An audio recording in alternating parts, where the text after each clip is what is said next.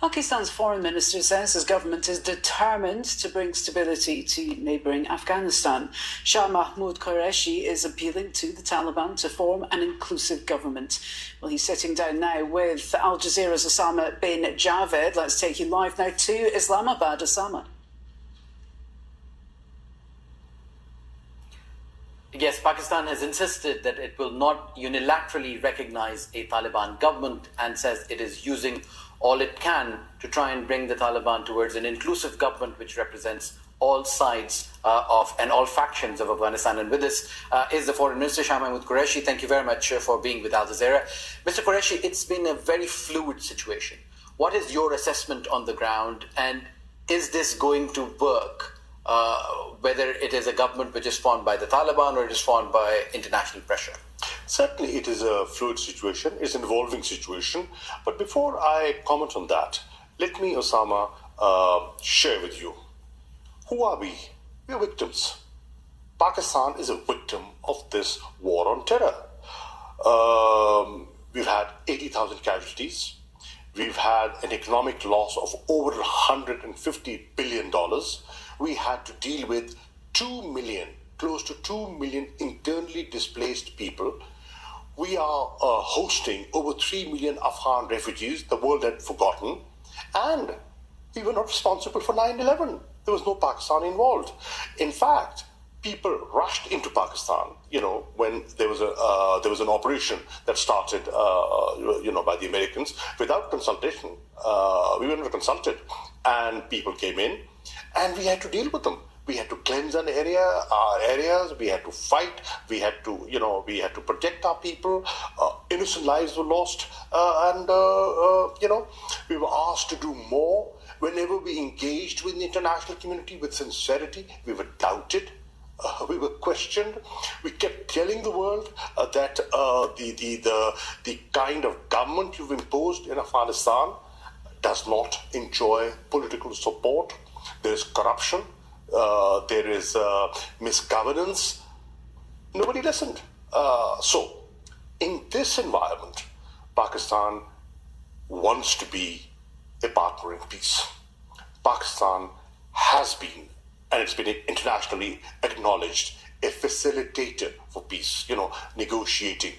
If you spend a year, if you waste a year in Doha and listen to Ashraf Ghani, who is a stumbling block in the intra-Afghan negotiations, is Pakistan responsible? Certainly not. We kept saying, keep the process of negotiations in tandem with the date of withdrawal. Unconditional withdrawal? Were we consulted? No. Withdrawal? Were we consulted? No. Now, despite that, we have remained positive. We are engaging. Now, evacuation. The immediate challenge that people are facing, the international community is facing, is evacuation, safe evacuation. What is Pakistan doing? Positive, constructive role. We are facilitating. Our planes are flying into Kabul and getting people out. Our embassy is functioning 24/7, helping people. Diplomatic personnel, international organizations. Are we being acknowledged? No. We're not even being mentioned in the list of countries that are helping evacuate people. Is this an oversight? I am not sure. But who do you hold responsible for what is happening in Afghanistan? Because a lot of finger pointing in the weeks preceding to the Taliban takeover has been towards Pakistan, that it is Pakistan's version of a government, that what Pakistan wanted is now in place. Is that true? And why is Pakistan saying to the international community that it wants help if it is its government in charge in Afghanistan? First of all, Pakistan has been blamed enough.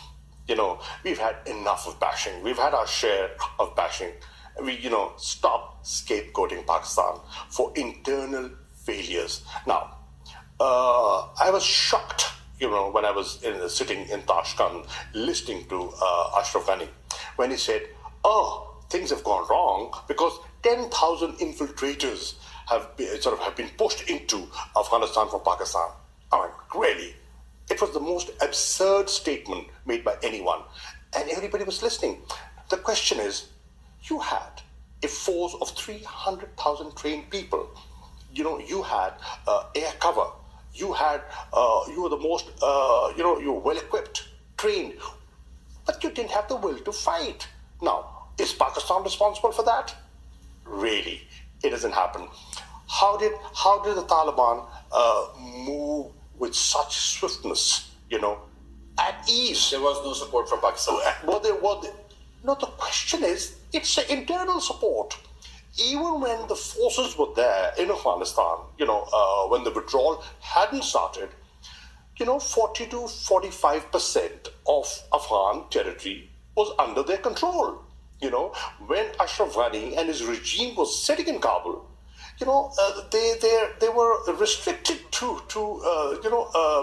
Kabul and some urban centers, but in the rural areas, honestly, they had no writ.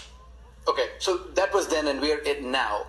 What happens now in Afghanistan? What does Pakistan favor? What is the role that Pakistan is playing? And how can there be peace in Afghanistan? Pakistan is part of the International Coalition for Peace. Pakistan wants to see reconciliation. Pakistan is not just engaging with the Taliban. Pakistan is engaging with entire Afghan leadership. Here in the Foreign Office, just a few days back, I had the erstwhile leaders of the erstwhile Northern Alliance. They were not Taliban supporters. Why are we engaging with them? Why have we been going to Kabul, trying to convince them that we have learned from the 90s. Let us not repeat the mistakes of the 90s. We want to be forward-looking. We want a peaceful, stable Afghanistan. It is in our enlightened self-interest because we want regional connectivity. How do we get regional connectivity without peace in Afghanistan? Finally, we're running out of time. Very quickly, how confident are you that the Taliban are going to form a government which is going to be inclusive? They're going to make sure that all the rights of women and other minorities are respected. And are you urging them to do so? I cannot predict the future, but where I am clear is we want an inclusive government. We want a government in Afghanistan which respects human rights. I think the initial statements that are coming out from the leadership are indicative of a new approach. We should encourage that. We should encourage the moderate element, the political approach, because there is no military solution. If there was one, you couldn't fight it in 20 years. So listen to Pakistan. Stop scapegoating Pakistan. Pakistan wants to be a partner in peace. Pakistan can be the most trusted interlocutor in this evolving situation. Mr. Qureshi, thank you very much for talking to us. There you have it from the Foreign Minister of Pakistan, Shah Mahmood Qureshi, expressing that Pakistan is interested in peace and does not want to be scapegoated for what has happened in the past. Okay, Osama bin Javed in Islamabad, thank you very much indeed.